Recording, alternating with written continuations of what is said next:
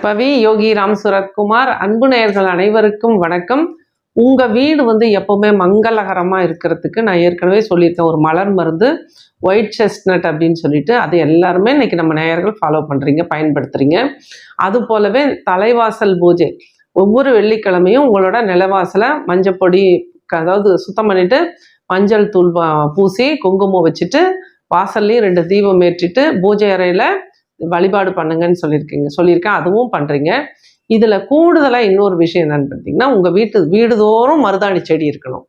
இந்த மருதாணி செடி மங்களத்தின் அடையாளம். அப்ப இந்த மருதாணி இலைகளை செடி இருந்தது அப்படின்னா, அல்லது கிடைக்கல உங்ககிட்ட இப்ப இல்லைன்னா கூட சின்னதா செடி வச்சிருங்க. அல்லது மருதாணி இருக்கிற இடத்துல இருந்து மருதாணி பறிச்சுட்டு வந்து நல்லா கெட்டியா அரைக்கும் பொழுது அதுல 6 கிராம்பு, 6 ஏலக்காய், பச்சை கற்பூரம் கொஞ்சம் போட்டு அரைச்சி அது ஒரு விளக்கு மாதிரி பண்ணி காய வைங்க.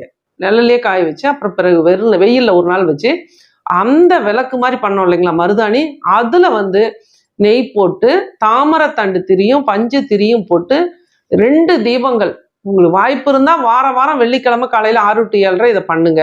அல்லது பௌர்ணமி நாட்கள்ல இந்த போல தீபம் ஏற்றி நீங்க வழிபாடு பண்ணணும். அது போலவே உங்க ஊர்ல உள்ள மாரியம்மன் கோவில்ல குறிப்பாக ஆயில்ய நட்சத்திரத்தன்னைக்கு நீங்க இதை பண்ணலாம். அல்லது பௌர்ணமி தினங்கள்ல உங்க ஊர் மாரியம்மன் கோவில்ல இது போல மருதாணி தீபம் ஏற்றும் பொழுது பெரிய அளவுக்கு சக்சஸ் பண்ண முடியும் எல்லா விஷயங்களையும். அப்ப இதை நம்பிக்கையோட செய்யுங்க. கொஞ்சம் சின்ன வேலை தான், ஆனா இன்ட்ரெஸ்டா செஞ்சீங்க அப்படின்னா இந்த ஃபீல் உங்களுக்கு கிடைக்கும்.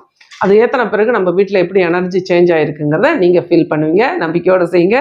நன்றி, வாழ்த்துக்கள் நற்பவி.